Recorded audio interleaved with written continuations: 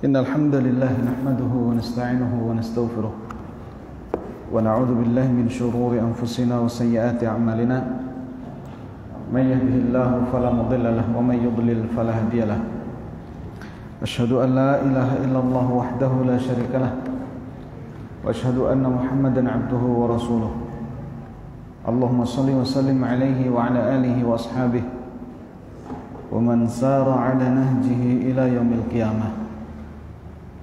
Amma ba'du, ahibati fillah, a'azzakumullahu jami'an. Hadirin ikhwah sekalian, rahimani wa rahimakumullah. Alhamdulillahi rabbil alamin. Segala puji bagi Allah atas karunia, limpahan nikmat dan rahmat yang Allah anugerahkan kepada kita, hingga beberapa waktu yang lalu kita sempat tidak bisa hadir dan ditunda kajian, dan hari ini alhamdulillah atas nikmat Allah azza wa jalla kita diberikan taufik untuk bisa melanjutkan kajian ini. Mudah-mudahan Allah Subhanahu wa taala memberikan hidayah kepada kita semua dan menjadikan ilmu kita adalah ilmu yang bermanfaat, membawa kebaikan di dunia dan di akhirat kelak. Kemudian melanjutkan pembahasan kitab Ashrul Qawaid fi Tazkiyatin Nafs, 10 kaidah tazkiyatun nufus yang ditulis oleh beliau Fadilatul Syekh Abdul Razak bin Abdul Muhsin Al-Badr Al-Abbad hafizahullah taala. Malam ini kita akan membahas Al-Qaidatul Tsaminah, kaidah yang ke-8, takhayyurul julasa'i wa intiqa'ur rufaqa, memilih teman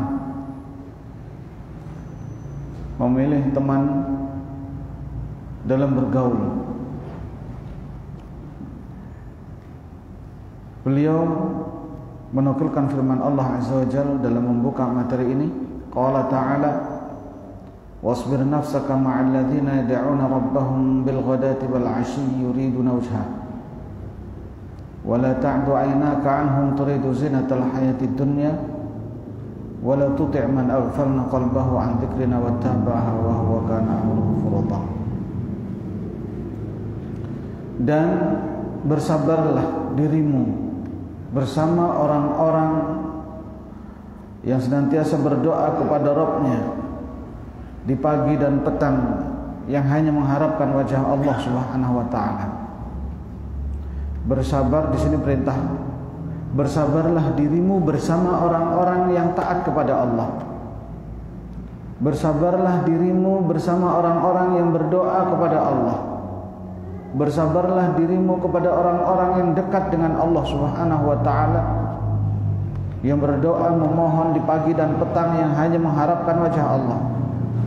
Wala ta'du 'ainaka 'anhum, dan jangan palingkan kedua wajahmu, kedua matamu dari mereka, orang-orang baik ini. Turidu zinatal hayatid dunya, karena hanya menginginkan kemewahan dunia atau perhiasan dunia. Jangan palingkan wajah atau jangan palingkan kedua mata dari mereka. Hendaknya senantiasa bersama mereka. Memalingkan mata dari mereka hanya menginginkan perhiasan dunia, dan ini larangan dari Allah azza wa jalla. Wala tuti' man aghfalna qalbahu an dzikrina, jangan diikuti dan jangan engkau ikuti orang-orang yang kami palingkan hati mereka dari berzikir kepada kami. Artinya jangan ditemani, jangan dituruti orang-orang yang hatinya lalai, orang-orang yang jarang atau tidak berzikir kepada Allah Subhanahu wa taala dan cenderung wattaba'a hawahu, memperturutkan hawa nafsunya, wa kana amruhu furata, dan urusan Allah Subhanahu wa taala cepat. Hibati fillah, azakumullahu jami'an. Al-Syekh Nasir Abdurrahman bin Nasir As-Sa'di rahimahullah, di dalam kitab tafsirnya beliau mengatakan, dalam menafsirkan ayat ini, fiha al-amru bi suhbatil akhyar, dalam ayat ini ada perintah untuk berteman dengan orang-orang baik, wa mujahadatin nafsi ala suhbatihim, dan bersungguh-sungguh mengolah jiwa untuk menemani mereka. Karena berteman dengan orang baik itu tidak mudah, apalagi latar belakang jiwa kita ini kotor. Ada aturan-aturan yang biasa dilakukan oleh orang baik dan itu menurut mereka mudah tapi berat bagi ahli maksiat. Perintah Allah Azza wa Jalla, sabar, wasbir nafsaka, sabarkan dirimu bersama orang-orang baik, walaupun berat, walaupun susah, karena yang selamat itu. Di sini perintah untuk berteman dengan mereka dalam kondisi sabar dan larangan dari berteman orang-orang yang tidak baik. Kata Syekh, fiha al-amru bi sahbatil akhyar. Di situ ada perintah dari Allah untuk menemani orang-orang saleh, orang-orang baik. Wa mujahadatin nafsi ala sahbatihim, dan mengolah jiwa ini untuk bisa menemani mereka. Wa mukhalatatihim, bergabung dengan mereka. Wa in kanu fuqara, walaupun mereka itu orang-orang fakir. Fa inna fi suhbatihim minal fawaidi ma la yuhsa, karena menemani mereka itu banyak faedah yang tidak bisa terhitung. Nah, ahibati fillah azakumullah jami'an. Ini jadi memang berteman dengan orang-orang baik butuh perjuangan. Perjuangan ketika tidak terbiasa ke masjid, kita harus menemani orang baik dan membiasakan diri ke masjid. Berat, tapi ingat berat itu dalam benturan pertama, saat benturan pertama. Maksudnya, saat terjadi pertama kali itulah yang paling berat, kedua kali lebih ringan, keempat kali jauh lebih ringan lagi, kelima kali mungkin sudah terbiasa. Ingat, kebaikan itu harus dibiasakan sebagaimana keburukan juga dibiasakan. Keburukan akan menjadi nyaman dilakukan ketika sudah dilakukan karena biasa. Nabi SAW mengatakan, wa iyyakum wal kadhib, fa innal kadhiba yahdi ilal fujur, fa innal fujura yahdi ilan nar, wa ma yazalu ar-rajulu yakdhibu wa yataharral kadhib hatta yuktaba 'indallahi kadzaban. Jauhi oleh kalian dusta, karena dusta mengarahkan kepada maksiat dan maksiat mengarahkan kepada neraka. Ini dusta. Sekali, dua kali, gak mungkin orang dusta langsung besar gitu. Dia kurang profesional. Tapi kecil, terus, dan seperti itu.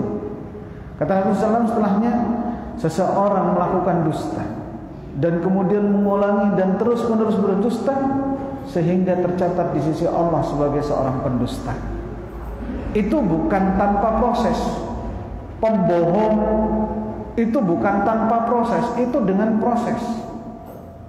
Dari mulai sedikit, dan dia harus membiasakan itu. Begitu juga taat, terlebih sudah biasa bohong, untuk berperilaku jujur itu tentu sangat berat sekali, butuh pembiasaan.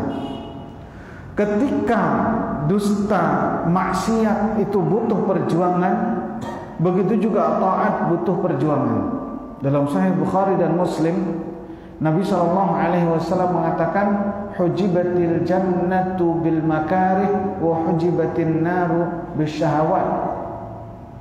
Surga itu dikelilingi dengan ujian cobaan yang berat-berat, sementara neraka dikelilingi dengan syahwat. Imam Nawawi rahimahullah taala mengatakan, di sini Allah Subhanahu wa taala menggambarkan kalau seseorang ingin masuk ke dalam surga, dia harus menyingkap tabirnya yang mengelilingi surga tersebut, yaitu makarih, ujian cobaan, dan harus sabar.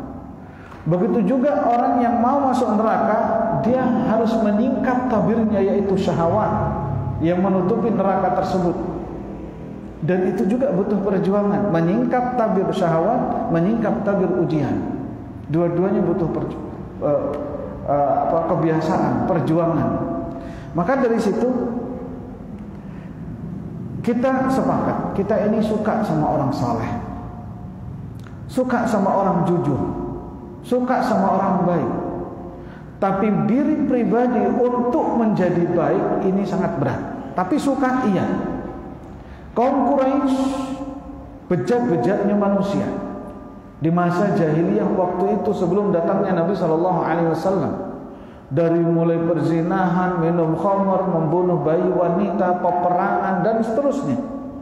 Yang lebih parah adalah menyekutukan Allah, menyembah berhala. Tapi ketika melihat orang baik mereka suka. Satu contoh, ketika usia Nabi Shallallahu Alaihi Wasallam di usia 30-an, belum menjadi Rasul, bangsa Quraisy ingin membangun kembali Ka'bah sehingga Hajar Aswad dilepas dari tempatnya. Setelah jadi Ka'bah, mereka bersengketa, berselisih siapa yang harus meletakkan Hajar Aswad di tempatnya karena menjadi sebuah kehormatan. Terdapat di situ beberapa kabilah, tidak ada titik temu, sehingga mereka memutuskan siapa yang meletakkan adalah yang masuk pertama kali ke Masjidil Haram. Mereka menunggu siapa ini yang masuk. Ternyata yang masuk Nabi Muhammad SAW.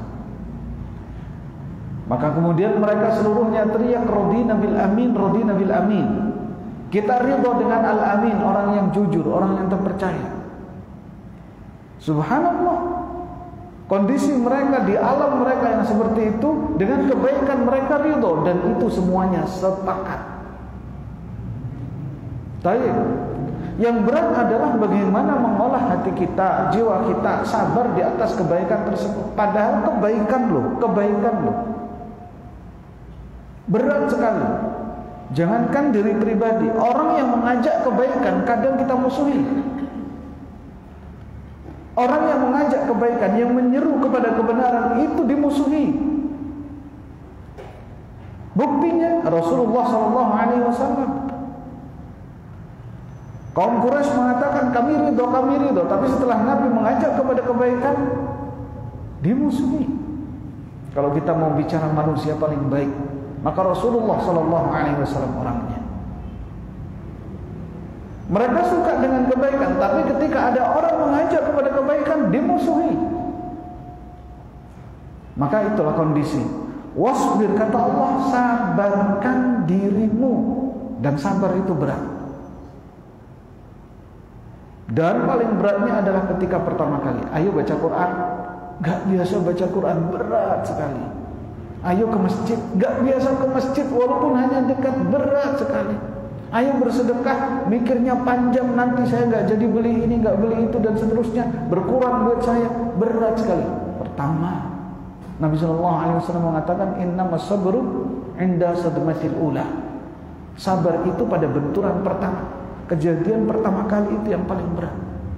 Dan itu harus kita bawa jiwa kita, harus kita bawa hati kita untuk tunduk kepada kebaikan itu, bukan berturutkan hawa nafsu yang cenderung menyimpang.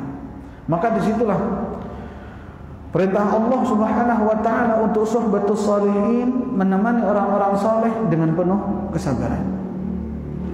Lalu beliau mengatakan wa in kanu fuqara, walaupun mereka itu orang-orang fakir, karena orang-orang fakir cenderung dijauhi. Kenapa? Ya karena nggak punya modal. Apa sih untungnya berteman sama orang fakir? Yang kita ambil di sini bukan status, tapi yang kita ambil adalah kesalehan seorang hamba yang dekat dengan Allah Azza wa Jalla. Kemudian fa inna fi suhbatihim minal fawaid ma la yahsa, karena menemani mereka banyak faedah yang tidak bisa terhitung.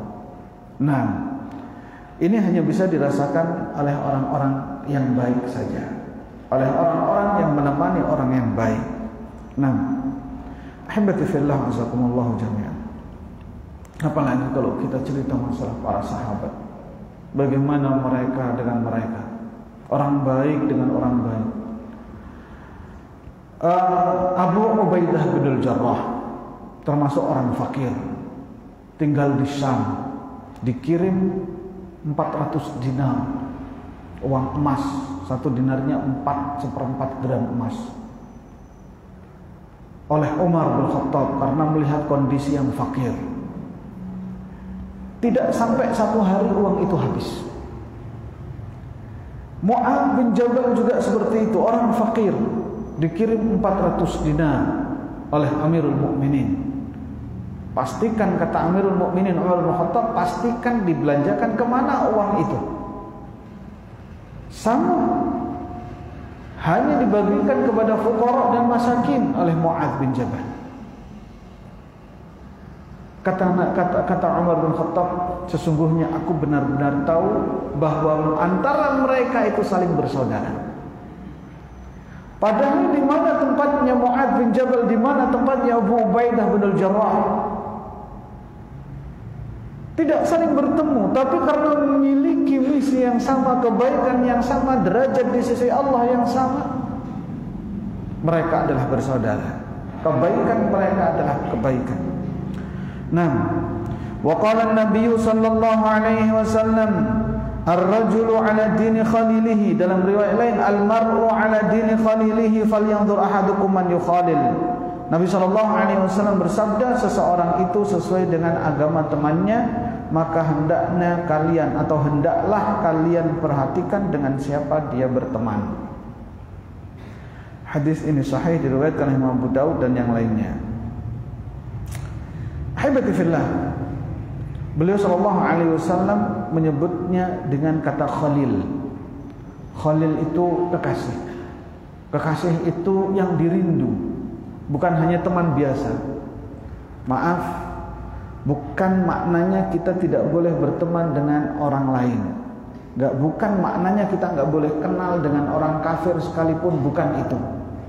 Ya, Islam tidak mengajarkan itu. Bukan maknanya kita tidak boleh menyapa tukang mabuk, tidak boleh menjawab salamnya orang yang nggak sholat, tidak, bukan itu maknanya. Tapi hendaknya ketika berkhullah itu mengambil teman dekat. Teman dekat itu kalau nggak lama nggak ketemu, kangen, ada rasa rindu. Maka Nabi SAW mengatakan, seseorang sesuai dengan agama kekasihnya. Kita pasti tahu siapa orang paling dekat dengan kita. Itulah gambaran kita. Kalau mau lihat cermin hakiki dalam hidup adalah dia teman kita yang paling dekat. Sehari gak ketemu kayaknya, ya Allah, anak gak ketemu sama fulan. Ada rasa kangen. Ya, gak harus perempuan, dan gak boleh kalau perempuan. Gak boleh kalau perempuan. Teman dekat yang kita ngobrol bareng, nyaman ngobrolnya, ngalor ngidul, mau yang haram yang kita obrolkan atau yang baik yang kita obrolkan, nyambung. Sehari gak ketemu, telepon, kirim kabar dan seterusnya. Itu namanya khullah atau khalil. Ya. Dan nanti di hari kiamat khullah pun tidak memberikan manfaat. Ya, khullah itu tidak memberikan manfaat. Teman dekat itu sama sekali tidak memberikan apa? Manfaat. Nah, cermin seseorang hakikatnya adalah teman dekatnya. Falyanzur ahadukum man yukhalil, hendaknya kalian memperhatikan dengan siapa dia mengambil teman dekat itu. Kalau teman dekatnya orang rusak, kita tahulah orang rusak sama enggak rusak. Walaupun kita bela-bela, kita tutupi keburukannya, kita tahu dia tukang mabuk, itu jelek, kita tahu. Tapi walaupun tukang mabuk, dia gini kok, dia baik kok, suka, pasti akan kita bela karena kita senang sama dia. Tapi secara dhahir, secara pribadi kita sadar dia itu gak baik. Kalau memang seperti itu, kurang lebih kita sama dia sama, karena memang itulah cerminnya. Nabi SAW menyatakan, perhatikan dengan siapa dia mengambil khullah atau teman dekat itu. Abu Sulaiman Al-Khattabi rahimahullah ta'ala mengatakan, al-mar'u ala dini khalilihi, seseorang itu sesuai dengan agama teman dekatnya, artinya adalah la tukhalil illa man radita dinahu wa amanatahu. Jangan pernah berteman kecuali dengan orang yang engkau ridhoi agamanya. Jangan berteman kecuali dengan orang yang amanah. Ya, kalau amanah dengan saya amanah, tapi sama orang lain nipu. Wah, adalah sama saya baik banget, apapun saya minta pasti dikasih. Tapi penipu, sama orang lain penipu. Nah, ini jangan ditemani. Diri kita kayak gitu juga. Ya. Fa innaka idza khalaltahu qadaka ila dinihi wa madhhabihi. Karena sungguhnya kalau kamu menemani dia, maka dia akan menyetir kamu kepada agama dan madhabnya. Itu pasti. Siapa teman dekat kita, di situ kita akan mengarah. Entah itu ahlul maksiyah, entah itu ahlul ta'ah, entah itu ahlul syirk, entah itu ahlul iman. Kemana dia beragama, ke situ kita diarahkan. Dan terutama orang Indonesia, kata pekewuh itu sudah luar biasa. Gak enak sama orang. Kata-kata gak enak itu sudah luar biasa. Nanti jadi omongan orang. Ya Allah, gak enak sama orang tapi enak kepada Allah. Bermaksiat kita kepada Allah Sang Pencipta. Orang tetangga kita ini gak mau tahu. Ketika kita dikubur dia juga gak mau ikut. Ketika kita masuk neraka dia juga gak mau ikut. Kenapa gak enak sama orang, gak enak sama tetangga, gak enak sama teman, gak enak sama... Maksiat adalah maksiat. Maka hibati fillah, di sini beliau mewasiatkan kalau seandainya berteman atau mencoba berteman dengan dia, dia akan mengarahkan kepada agamanya, kepada madhabnya. Wala tugharrir bidinika, dan kamu jangan tertipu dengan agamamu. Ya. Wala tukhatir binafsika fatukhalil man laysa mardiyan fi dinihi wa madhhabihi.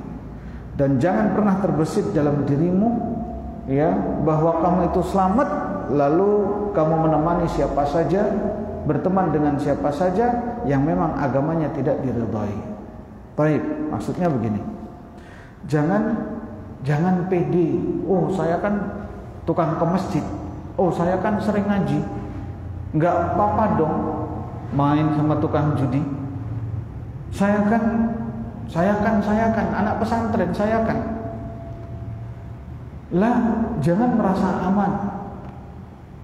Kata enggak enak itu adalah senjata setan paling ampuh, terutama di Indonesia ini. Susah bagi kita ngomong maaf. Sudah azan, saya ke masjid dulu. Woi, susah Pak. Susah sekali, nggak bisa. Ketika sedang asik-asiknya ada acara, mending nimbrung di acara. Kenapa? Meninggalkan acara nggak enak. Nanti dikira. Ini acara resmi, ini tamu undangannya orang-orang gedean, ini bla bla bla bla. Dan dibiarkan. Susah bagi kita untuk ngomong itu. Apalagi kalau dengan teman dekat. Ini lebih susah lagi. Maka jangan kita tertipu dengan agama kita. Saya hafal Quran, nggak apa-apa, aman-aman. Katanya. Lah, walihada yaqulu Ibnu Mas'ud. Oleh karenanya Ibnu Mas'ud mengatakan, i'tabirun nasa bi akhdanihim. Lihat manusia di temannya. Kalau pengen lihat manusia, lihat temannya. Fa innal mar'a la yukhadin illa man yu'jibuh. Karena seseorang hanya menemani orang yang dia kagumi saja. Ya. Oh, saya kagum dengan artisnya kan soleh, monggo silahkan. Di situ agamanya ada, di situ ketaatannya kepada Allah ada, gitu ya. Pasti seseorang akan menemani orang yang dia kagumi. Gak mungkin lah orang dia benci diajak berteman. Gak mungkin, secara naluri manusia gak bisa. Maka Nabi SAW mengatakan, seseorang itu kan tidak dilihat statusnya, tapi dilihat dari kesamaannya. Beliau SAW mengatakan, al-arwah junudun mujannadah. Ruh itu bagaikan pasukan-pasukan yang tersusun. Ya, kalau kita lihat pasukan, ada peleton, ada kompi, dan seterusnya. Ya, satu peleton 1, peleton 2, peleton 3, ngumpul jadi satu. Begitu juga ruh. Fama ta'arufa minha ikhtalafa. Yang saling kenal dia mesti bersatu. Wa ma tanaqara minha ikhtalafa. Kalau enggak saling kenal maka dia pasti terpisah. Ya. Ini pasukan baret merah, ini baret hijau, ini baret biru, ini angkatan laut. Angkatan laut tidak akan pernah ketemu dengan Kopassus tidak akan pernah ketemu dengan angkatan udara, pasukan katak dan seterusnya. Mungkin seperti itu ya kalau di. Kenapa? Pasukan itu sudah punya kompinya masing-masing, sudah punya bloknya masing-masing, nggak akan pernah ketemu. Ahli maksiat ya dengan ahli taat nggak akan ketemu. Toh kalaupun ngomong pasti hambar, basa-basi yang basi. Ahlu syirk dengan ahlu tauhid dengan digabungkan jadi satu nggak akan bisa. Yang penting kita kan semuanya nggak bisa. Ahlul kufur dengan ahlul iman digabungkan jadi satu nggak akan pernah nyambung, nggak akan. Dan itu sudah pernah di zaman Nabi Sallallahu Alaihi Wasallam. Wahai Muhammad, ayo kita gabung saja. Kamu nyembah Tuhan kami setahun, kami nyembah Tuhan kamu setahun. Ya, diajak begitu sama mereka, nyambung nggak akan. Turun pun ya ayyuhal kafirun, la a'budu ma ta'budun. Jelas nih atas garis di antara kita, tidak akan pernah nyambung. Ruh itu bagaikan pasukan tersusun, yang saling mengenal dia berkumpul di situ, yang tidak saling mengenal dia pasti terpisah. Teman pun seperti itu. Orang soleh menemani orang rusak. Kecil kemungkinan orang rusak menjadi baik, tapi besar kemungkinan orang soleh menjadi rusak. Dan fakta banyak menunjukkan akan itu. Dan seterusnya. Kemudian qala Nabi sallallahu alaihi wasallam, Nabi sallallahu alaihi wasallam bersabda, diriwayatkan oleh Imam Bukhari dan Muslim, mathalul jalisis salih was-su', perumpamaan teman yang baik dan perumpamaan teman yang buruk. Dan hadis ini sangat masyhur sekali. Kahamilil miski wa nafikhil kir, seperti penjual minyak wangi dan peniup tungku pandi besi. Fahamilul miski imma an yuhdhiyaka wa imma an tabta'a minhu. Teman yang tukang minyak wangi itu bisa jadi memberi minyak wangi, atau kamu bisa beli darinya. Wa imma an tajida minhu rihan thayyibah, atau minimal kamu dapat bau harum. Kalau ke toko minyak wangi berbeda dengan ke toko ikan asin, Pak. Ke toko ikan asin kalau nggak disiram parfum itu nggak bau parfum, pasti bau ikan asin. Tapi ke toko minyak wangi itu walaupun minyak wanginya nggak ditumpah, dia pasti bau harum. Minimal itu. Bisa jadi dikasih, bisa jadi beli dari dia, ya dapat wangi. Yang ketiga minimal kita dekat ya dengan orang yang wangi. Ini teman yang baik. Adapun teman yang jelek, nafikhul kir, peniup tungku, tukang pandi, imma an yuhriqa thiyabaka, bisa jadi membakar bajumu, wa imma an tajida rihan khabitha, bisa jadi kamu mendapatkan bau yang tidak sedap. Ya, nafikhul kir yang apinya kan begitu, ya, apinya kan besar. Jangankan api tungku ya, api rokok saja rata-rata perokok itu sarungnya bolong, Pak. Rata-rata perokok sarungnya apa? Bolong, walaupun sudah tetap aja kena. Nah, itu sebuah kerugian. Begitulah berteman dengan mereka. Ini yang saleh, ini yang tidak saleh. Perumpamaan yang sangat indah. Al-Qadhi Iyad rahimahullahu taala dalam syarah hadis tersebut dia mengatakan fihi tajannubu khulatais su'i wa mujalasatil asyrar. Di situ ada tuntutan untuk menjauhi teman-teman buruk. Kalau sudah tahu itu teman buruk, ya jauhi. Dia pasti akan mengarahkan kepada keburukan.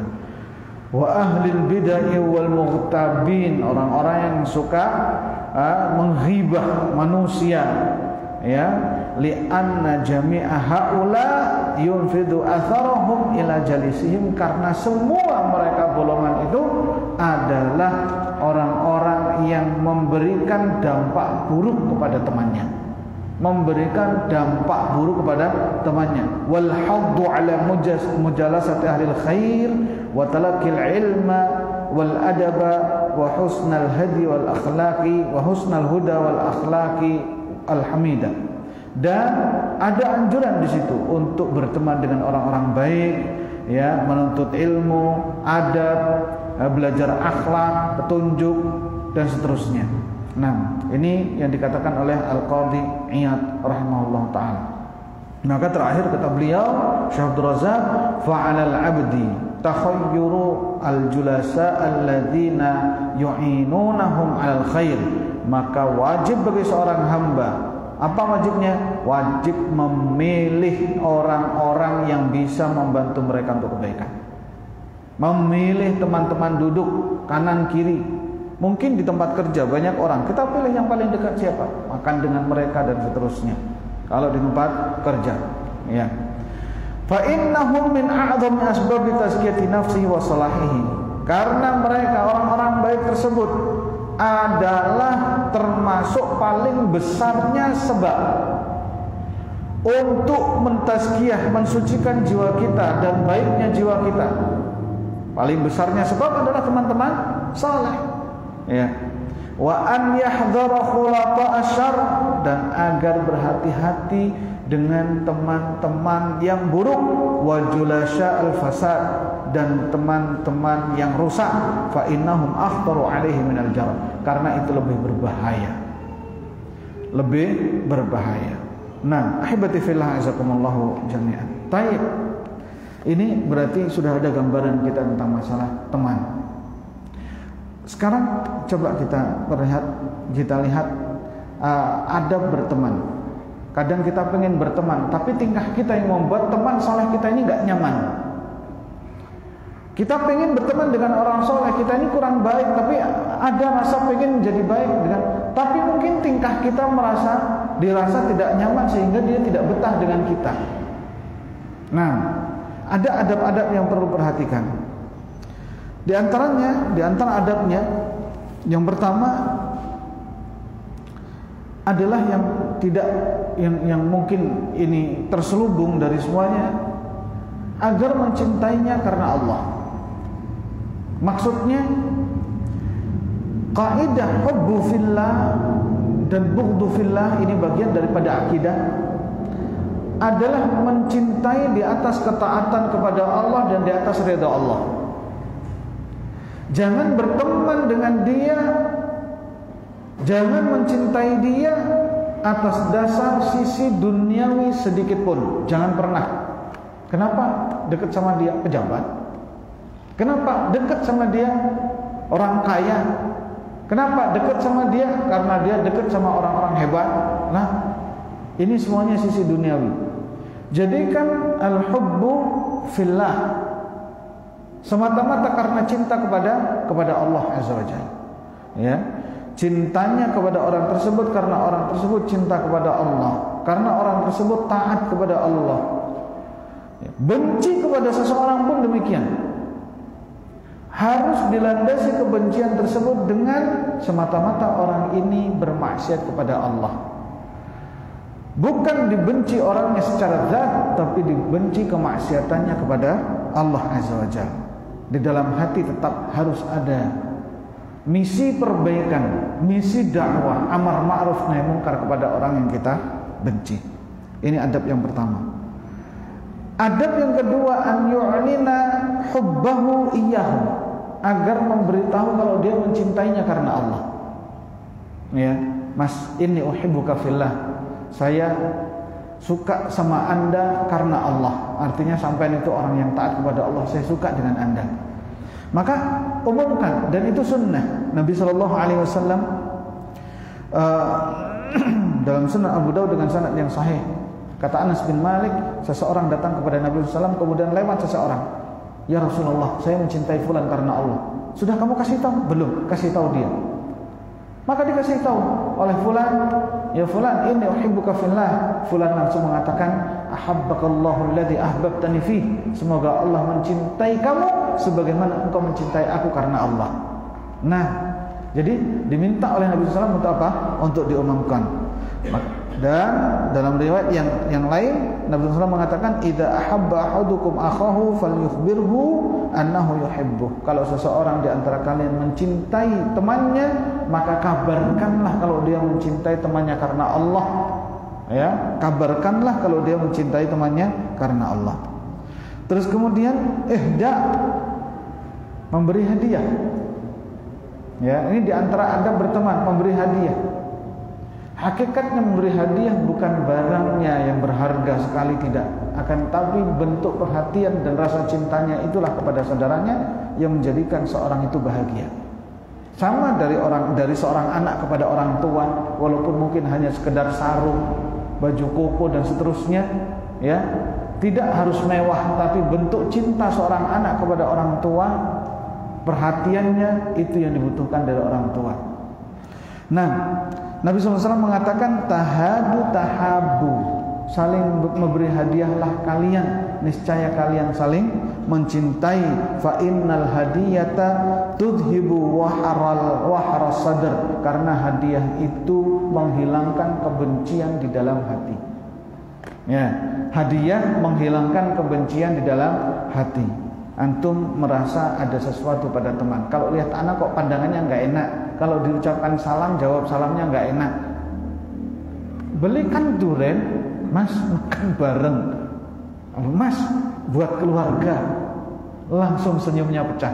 Assalamualaikum, Mas, buat keluarga, langsung senyumnya pecah. Berapa sih harga durian? 50, 100 ribu, ya kan? Kalau itu bisa mencairkan suasana, menjadi hubbu fillahnya nyambung, dunia akhirat nikmatnya didapat. Nah, tahadu tahabu, kata Nabi SAW, saling memberi hadiahlah kalian, niscaya kalian saling mencintai, karena sesungguhnya hadiah menghilangkan kebencian di dalam hati. Hadis diriwayatkan oleh Imam Tirmidzi dengan sanad yang sahih. Dari Aisyah radhiyallahu taala anha, beliau mengatakan, kana Rasulullah sallallahu alaihi wasallam yaqbalu hadiyah wa yuthibu 'alaiha. Nabi sallallahu alaihi wasallam dahulu senantiasa pakai kana dan pakai fi'il mudhari. Fi'il mudhari itu untuk masa sekarang dan yang akan datang. Tapi kalau menceritakan sesuatu didahului oleh kana, itu berarti pekerjaannya yang dilakukan terus-menerus. Dulu Nabi SAW senantiasa menerima hadiah. Kalau ada orang beri hadiah, beliau sallallahu alaihi wasallam menerima. Wa yuthibu 'alaiha, dan beliau membalasnya. Ya, membalas hadiah. Tahadu itu saling memberi hadiah. Ya. Dan ini ternyata minas sunnah. Walaupun apa bentuknya hadiah, sebagai ungkapan perhatian, sebagai ungkapan rasa kasih sayang, tentu lillah, karena Allah, bukan karena yang lainnya. Nah, terus kemudian ziaratuhu. Kalau orang Indonesia ziarah itu bukan berkunjung, ya, ziarah kubur, tapi ziarah dalam bahasa syariah, ya, dalam bahasa syar'i adalah berkunjung, satu orang berkunjung kepada yang lainnya, tanpa menafikan ziarah adalah ziarah kubur, ya, tapi ziarah itu adalah mengunjungi. Nabi SAW mengatakan, zur hubban tazdad hubban, ziarahlah kadang-kadang niscaya menambah rasa cinta. Maksudnya jangan sering-sering, bendino teko, tiap hari datang, ini lagi. Kamu lagi kosong nggak? Kosong, langsung tahu-tahu nongol. Ayo ngopi, tiap hari ngopi tekor. Nah, kalau sering-sering orang manggil, tapi kalau kadang-kadang 3 hari sekali, seminggu sekali, mana Mas lama nggak kelihatan? Berarti di situ ada rasa kangen, ya kan? Nah, ini kata Rasulullah, zur hubban tazdad hubban. Ziarahlah kadang-kadang, niscaya akan menambahi rasa cinta. Di antara adab ziarah, jangan sering-sering. Satu. Yang kedua, istighdharun niyah as-salihah, harus dengan niat yang baik. Kalau kita mencari teman soleh, niatnya pengen mengambil kebaikan dari teman kita, pengen mengambil senyumnya, pengen mengambil ilmunya, ya, pengen mengambil dan belajar kebaikannya, bagaimana bermuamalah, dilihat bermuamalah dengan orang tuanya, bermuamalah dengan anaknya, bermuamalah dengan istrinya. Oh begitu, subhanallah, pantas kerasa adem di rumahnya. Nah, terus kemudian al-ibtiadu anil awqatil manhi anha, menjauhkan atau menjauhi waktu-waktu yang dilarang. Ya, waktu yang dilarang untuk ziarah bisa dilihat dalam surat An-Nur ayat 58. Surat An-Nur ayat 58. Ya. Di waktu siang saat istirahat, qailulah, di waktu tengah malam setelah sholat isya itu, ya, atau sebelum subuh, itu ya waktu dilarang untuk kita ziarah. Ziarah tengah malam itu bukan ziarah, memang dilarang oleh Allah Azza wa Jalla. Waktu-waktu yang dilarang. Dan kemudian saat ziarah adalah ziarah yang bermanfaat. Ziarah yang bermanfaat. Artinya ketika memang di situ dilihat ada manfaatnya, silahkan ziarah. Tapi ketika dilihat tidak ada manfaatnya, ya, bahkan menambah kebencian, maka jangan ziarah. Misalnya sering-sering ziarah, itu tidak manfaat, akan menambah kebencian orang yang kita ziarahi. Mungkin yang kita ziarahi enak, tapi keluarganya tidak enak, istrinya tidak enak, anaknya mau istirahat tidak enak. Artinya orang yang ziarah juga harus tahu diri, jangan terlalu lama. Ketika ziarah seperlunya saja. Anaknya nangis, sudah tahu anaknya nangis, masih kita nongkrong di situ. Ya, istrinya manggil terus, "Bi, anak nangis, Bi, anak nangis." Ya, bentar masih ada tamu. Ya, bentar masih ada tamu. Ngomong masih ada tamu itu sebenarnya sinyal agar tamunya cepat pergi, tapi nggak tahu diri. Tamu lama-lama yang punya rumah kadang liatin jam, bentar-bentar liatin jam. Ini kok udah malam ya? Oh enggak, masih sore. Wah, anak-anak udah pada tidur, liatin jam lagi. Itu sinyal bahwasanya yang punya rumah nggak nyaman, mau ngusir nggak enak, gitu ya. Tapi nggak apa-apa, kita sebagai tuan rumah katakan, "Afan, anak lagi nggak enak badan. Afan, anak-anak butuh istirahat. Jadi anak nggak bisa nemenin lama-lama. Afan, bukan ngusir ya. Terus terang saja, enak." Dan harus diberi pengertian seperti itu. Kadang-kadang orang yang ziarah itu nggak ngerti, nggak tahu diri, gitu ya. Apalagi kalau sudah bawa gaple, nah ini bisa sampai pagi, bawa catur, gitu ya. Nah ini harus kita jelaskan. Afan, besok anak ada kerja, jadi harus istirahat lebih awal. Carikan alasan-alasan yang memang kita butuhkan. Dan katakan, mungkin kalau kita tidak nyaman dengan ziarahnya dia yang sudah terlalu lama, katakan tidak nyaman, mohon maaf, gitu ya.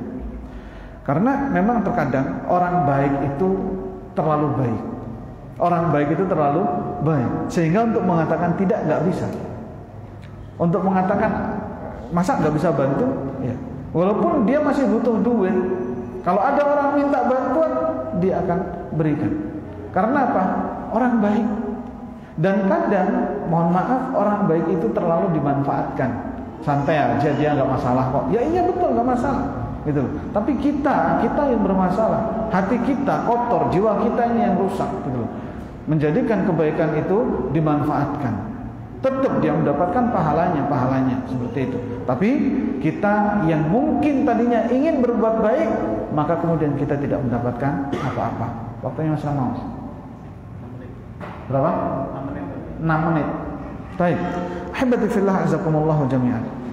Masalah ziarah ini adalah masalah yang sangat luar biasa sekali. Suatu ketika, ini masalah ziarah, karena memang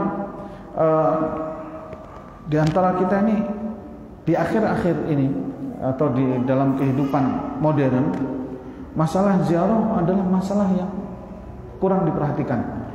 Padahal di situ mengandung fadilah yang sangat luar biasa sekali. Seseorang Nabi SAW mengatakan, seseorang dari kampung sebelah ingin menziarahi temannya, maka kemudian Allah Subhanahu wa Ta'ala mengutus orang tersebut, mengutus malaikat untuk orang tersebut di jalan. Di tengah jalan dihadang, ditanya, "Ya fulan, ila aina?" "Ila qaryati fulan." Ke kampung sebelah. "Mau apa?" "Saya mau menziarahi teman saya." "Apakah kamu menginginkan sesuatu dari sisi duniawi atau yang lainnya?" "Tidak. Saya menziarahi dia dikarenakan saya cinta kepadanya karena Allah." Maka malaikat tadi mengatakan, "Aku adalah utusan Allah yang mengabarkan bahwa Allah mencintaimu dikarenakan engkau mencintai temanmu karena Allah." Ziarah, afan, di lingkungan masyarakat perkotaan kadang tetangga sebelah nggak kenal, ya. dan bahkan sampai ribut sampai apa ya, atau bahkan kemalingan, itu nggak mau tahu, nggak usah ngurusi orang lain. Bahasa ini susah untuk kita terjemahkan, seolah-olah baik tapi mengandung makna yang sangat luar biasa. Bahasa nggak ngurusi orang lain, kalau orang lain salah nggak usah ditegur. Kalau orang lain nggak benar, jangan diarahkan kepada yang benar, biarkan dia urusan dia, nggak usah ikut campur. Aina al-amru bil ma'ruf wa nahyu 'anil munkar. Nggak usah ngurusi orang lain, nggak usah nyapa, nggak usah negur, nggak usah salam. Padahal Islam mengatakan afsus salam, tebarkan salam. Antar tetangga bisa pelotot-pelototan padahal saling nggak kenal. Tapi subhanallah, kalau seandainya pernah diziarahi, pernah ditegur, disapa, disenyumi, disalami, ya tidak akan pernah ada masalah. Jangankan masalah sampah yang sedikit kerumput tetangga ya, masalah besar yang minta tolong ini, minta tolong itu dan seterusnya, ngerepotin, itu nggak apa-apa. Aibnya orang yang hidup di perkotaan tidak saling kenal karena tidak saling ziarah. Budaya tegur sapa itu sudah mati kalau tidak mau dibilang jarang, ya, atau jarang kalau tidak mau dibilang mati, ya. Kalau kita hidup di kampung, Pak, ujung sana sampai ujung sana tahu namanya fulan, anaknya sekian dan seterusnya. Ketika berpapasan atau ketemu di kebun atau apa, ada saja bahasa yang mereka ungkapkan untuk menyapa. Tapi kebablasannya orang-orang di kampung, ya, kadang kurang adab. Masuk rumah, masuk, assalamualaikum, langsung masuk, ya, nyari yang punya rumah sampai dapur.